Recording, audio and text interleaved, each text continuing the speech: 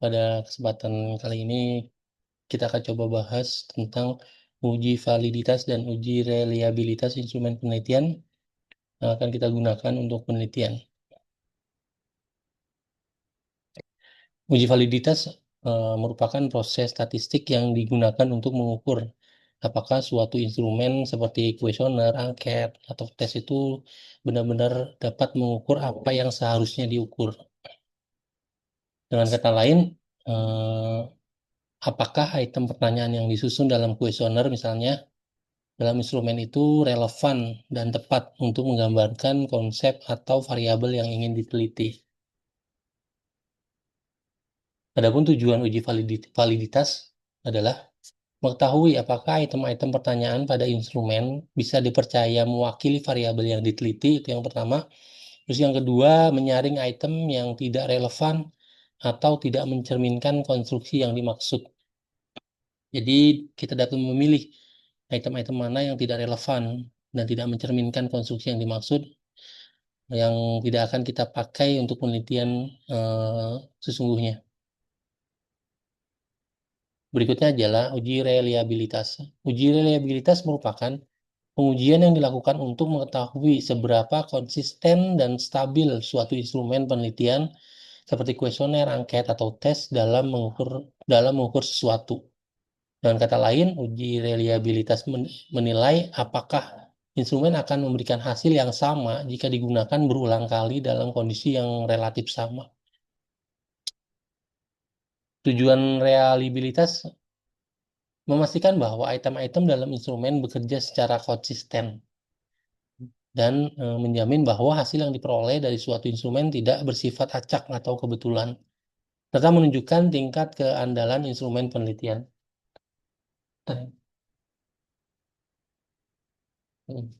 Adapun persyaratan dari uji validitas dan uji reliabilitas itu persyaratan dari uji validitas itu ada dua. Pertama, membandingkan nilai R hitung dan nilai R tabel. Yang kedua, nilai signifikasinya itu di bawah 0,05. Sedangkan untuk persyaratan uji reliabilitas itu nilai log alpanya itu di atas 0,6. Nah, ini adalah nilai apa namanya margin error dan nilai R tabel.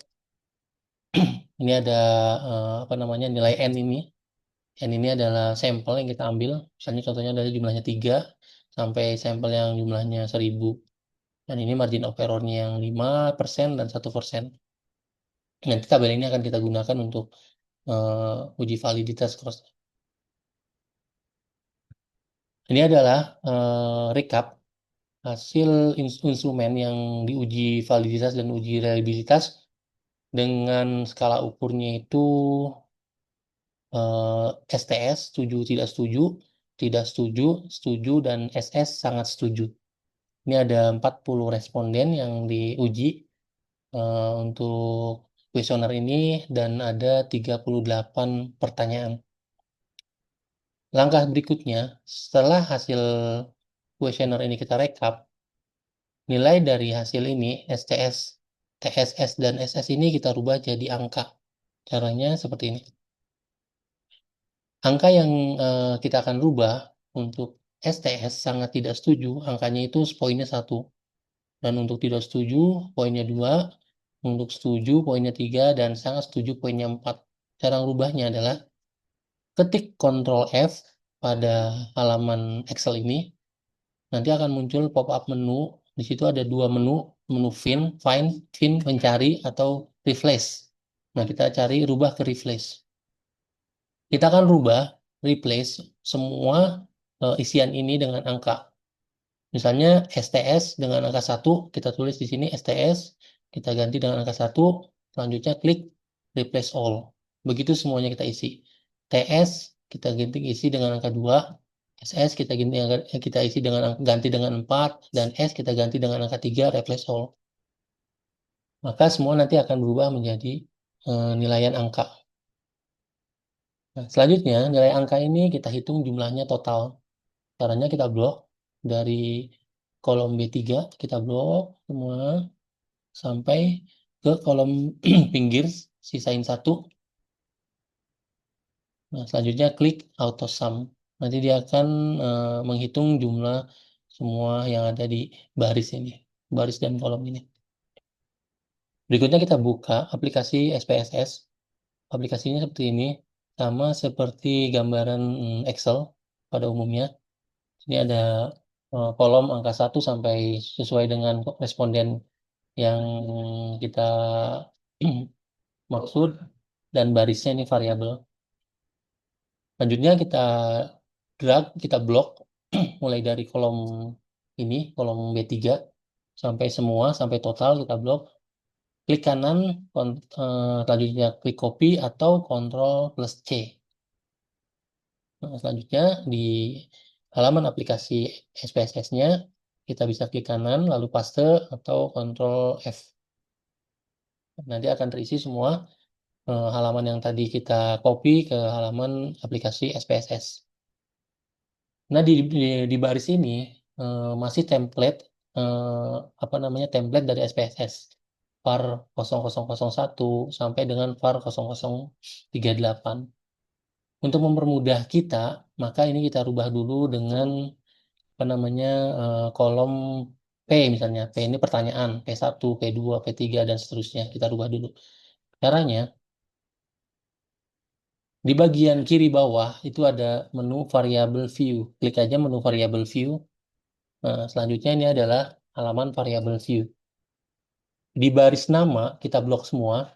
Klik aja di bagian atas nanti akan ada panah ke bawah. Kita klik nanti akan ke blok atau kita blok semua ke bawah juga bisa.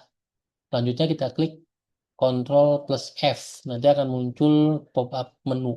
Sama kayak Excel tadi, ada nemu fin dan replace. Kita pindah ke replace, kita ketik var 03 kali, kosongnya 3 kali ya, karena untuk digit, 2 digit misalnya 10, 22 dan sebagainya itu, hanya kosongnya ada 3. Ketik var 03 kali, replace-nya ganti P. P ini singkatan dari pertanyaan misalnya. Nah, selanjutnya replace all. Nah, nanti dia akan berubah jadi P02, P03, P11, sampai P38. Nah, berikutnya untuk yang P39 ini adalah total. Jadi kita ganti aja dengan dengan apa namanya tulisan total. Klik aja di P39, kita ketik total. Nah, sudah selesai semua kita ganti apa namanya barisnya. Nanti kita balik lagi ke halaman depan. Jadi kita balik lagi ke data view. Nah, ke data view, nah ini sudah berubah P19 sampai dengan P38 dan total. Nah, selanjutnya untuk kita analisa validitasnya, caranya kita balik dulu ya. Ini lebih kecepatan kayak tadi. Bentar. Nah, yang tadi balik lagi yang for yang total ya. Ini sudah balik ke P19 sampai total. Berikutnya untuk uji validitasnya. Caranya buka menu Analyze, terus cari menu Correlate, dan cari menu Bivariate. Klik. Nanti akan muncul pop-up menu seperti ini, analisa bivariatnya. Di sisi sebelah kiri ini adalah apa namanya variabel pertanyaannya tadi hasilnya. Nah, ini kita Ctrl A agar semua keblok. Nah, jadi keblok kuning semua. Selanjutnya kita klik panah agar isian ini pindah ke kolom variabel ini. Nah, kita klik panah agar ini pindah ke variabel kan. Nah, nanti akan pindah ke variabel sebelah kiri. Selanjutnya kita klik OK. Nanti kita klik OK. Nah, ini adalah hasil dari uji validitas. Nah, ini bisa Bapak Ibu simak di sebelah layar paling kanan ini ada total. Nanti coba akan kita lihat ya, Bu. Nah, ini contoh ya. Contoh total ya. Total untuk P01 atau pertanyaan 1. Kalau kita balik ke apa namanya ke syarat uji validitas kan tadi ada dua. Membandingkan nilai R hitung dan R tabel dan nilai signifikasinya di bawah 0,05. Sekarang kita lihat nilai R apa namanya R yang margin error. Di sini total sampelnya dia adalah 40 dan margin errornya kita ambil 5%, maka nilainya adalah 0,312. Nah, diingat-ingat nih 0,312. Kita lihat dari nilai R hitungnya. Nilai R hitung untuk kuesioner pertanyaan nomor satu adalah 0,522. Nah, di mana 0,522 ini adalah lebih besar dari 0,312. Jadi dapat dikatakan bahwa kuesioner untuk pertanyaan nomor satu ini valid. Jadi gitu Bapak Ibu sekalian. Jadi semua kita lihat P1, P2, P3, P4, sampai P38 berapa nilai R-nya dan dibandingkan dengan nilai R tabel.